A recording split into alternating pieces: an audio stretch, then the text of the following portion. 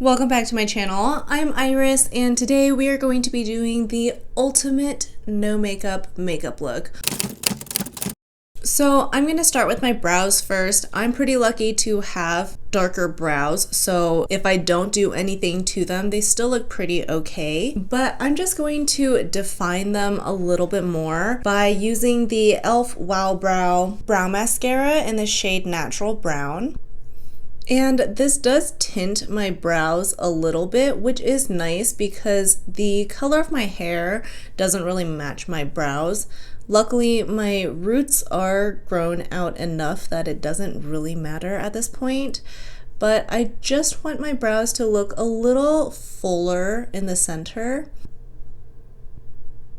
And as it got to the tail, I just wiped off any brow mascara that got too much on my skin. And since this does have little fibers in it, it will also help build up your brow hairs. So that's one eyebrow with the brow mascara on and the other with nothing on it. It just looks a little fuller, a little more defined, not a crazy big difference. Since I do have a weird little gap right here, I am going to go in with the NYX Micro Brow Pencil and I'm just going to fill in this tiny little gap right here and extend my tail just a little bit so it's at a sharp point.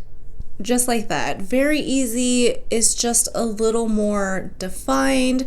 I think the most important part is not to make your inner brow too defined, too dark. For my concealer, I'm going to go in with a mix of the NYX Bear With Me Serum Concealer in the shade Fair, mixed with the LA Colors Concealer in the shade Light. And I'm actually mixing that with a little bit of my moisturizer just to make it a little more sheer.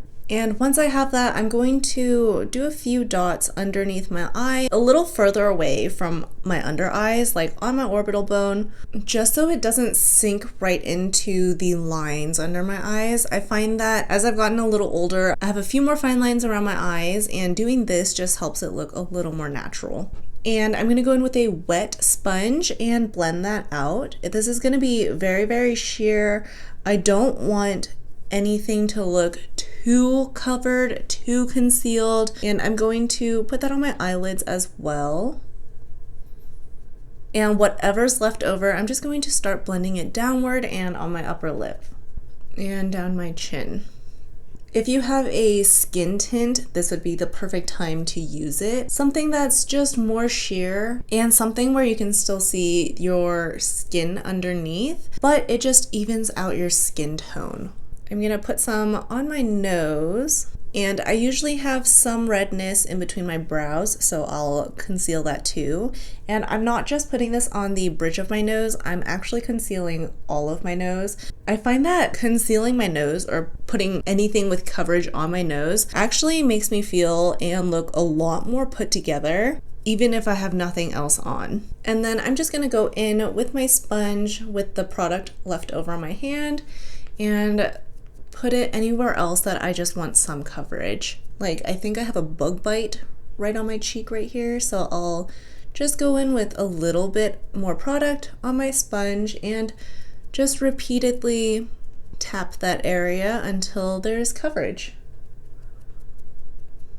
The key here is lots of light layers. You don't want to put anything too heavy on your face. And this is actually a scab at this point because I've picked at my scab and my pimple. So this is a not healed pimple. So it's got some dryness around it. It's really angry. It's really red. For this makeup look in particular, since I want everything to look very natural still, there's nothing I can do about this pimple to cover it up that will look natural in real life. If you're face to face with me and if this is completely covered with makeup, you'll see the makeup. You'll see that there's makeup covering a pimple. And to me personally, I would prefer that you can see the pimple versus me trying to cover it up and you can still see the pimple. So the whole point of me adding any sort of coverage to this pimple right here is to kind of mute the redness, tone it down a little bit, make it look less angry, and make the redness a lot smaller. So it's not as spread out. It's definitely more contained to a smaller space at this point. And again, I haven't added much more product to the sponge. I've just been repeatedly tapping it on this area that I do want more coverage. And that's about it. It looks like I still have a pimple here. You could still see that it's red, but it's a lot more toned down. It's a lot less angry looking, and you can still see my skin. So it just looks like, oh, a little red pimple, a little red dot. It's okay. It's just tiny. Nah, this thing is like angry and big and red, but it looks less angry.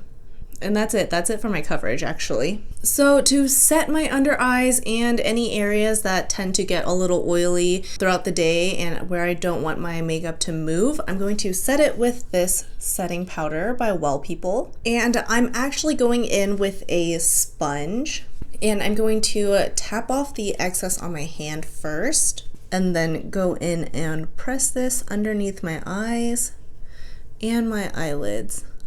I'm also going to set my nose, and I'm tapping this on my pimple really, really lightly. I don't want to move the product. I also don't want it to get too dry and too cakey. Just setting that in place so nothing moves. And that's about it. I don't want the powder to get too close to the corners of my lips because that's where I get a lot of dryness. That's where I get a lot of product buildup as I talk and I drink water and eat throughout the day. It even does look a little dry right now, so I'm just going back in with my wet sponge with no additional product and tapping that area. For my face, just to bring in a little bit of warmth back into my face, I'm going to go in with the AOA bronzer in the shade Palace. And with a like stippling brush, I'm going to tap into this product really lightly, blend it on the back of my hand so I don't have too much product. And I'm going to bronze up my face, so I'm going in really, really lightly on my cheekbones, at the perimeters of my face, down my jaw, on my eyelids a little bit, and on my nose too. I want to bring in a little bit of warmth, a little bit of dimension, but I don't want it to look too heavy. I don't want it to look too done up at all. On my chin a little bit. So I'm not really dipping back into the product at all. If you feel like you have a little too much product on any which side, just go back in with your sponge again and tap that all out. Now, when it comes to my eyes, I always feel like this is where it goes overboard. I don't know if it's because my eye shape or because of my skin tone. I'm so fair that any bit of color can always just look too much. Since I have black lashes already, I don't really feel like I need to define my lashes or define my eyes. I feel like my black lashes do enough. Now, if you're blonde and you wanted to define your eyes a little bit, then going in with like a very light brown eyeliner and a brown mascara might benefit you. But since I have black hair, black lashes, I don't really feel a need to further define my eyes, because if I did, I would run the risk of looking too done up. So all I'm gonna do is curl my lashes. And I think this is where people say that not wearing mascara looks better on them. And I think it really depends on what look you're going for. If you're going for a very natural, no makeup look, sometimes mascara looks too much. Like, that can push you over the cliff of going from a natural makeup look to too done up for some reason, and it looks kind of off. So I definitely have noticed that in the past, where I feel like everything looks pretty natural, pretty no makeup, and the second I put on mascara, I'm like, something looks odd, something looks off here, it doesn't look right. So all I'm doing is just curling my lashes and leaving them be. For my lips, I'm actually going to go in with a lip liner that looks very, very similar to my lip shade, and that is the NYX lip pencil in the shade Natural.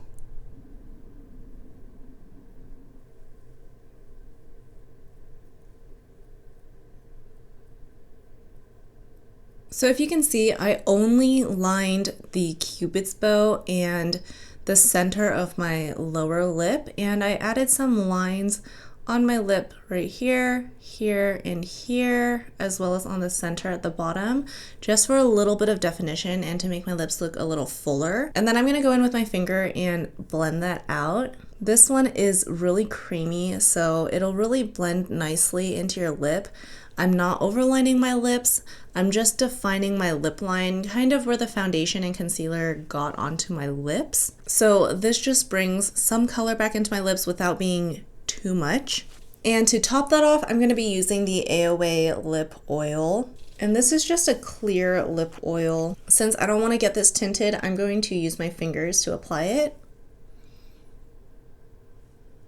And I think this makes my lips look so good. Like this lip oil in particular, it looks really juicy, it looks really moisturized and plump, and it really penetrates through my lips and it stays on my lips pretty well. I even use this at night. The only thing is, if you get it on your fingers, it's like unbelievably sticky, but when it's on your lips, it doesn't feel like that. It's very slick.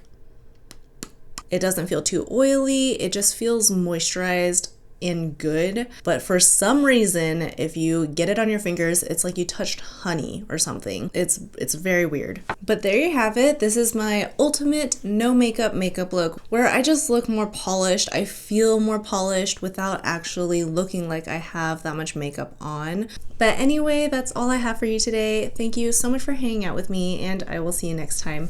Bye.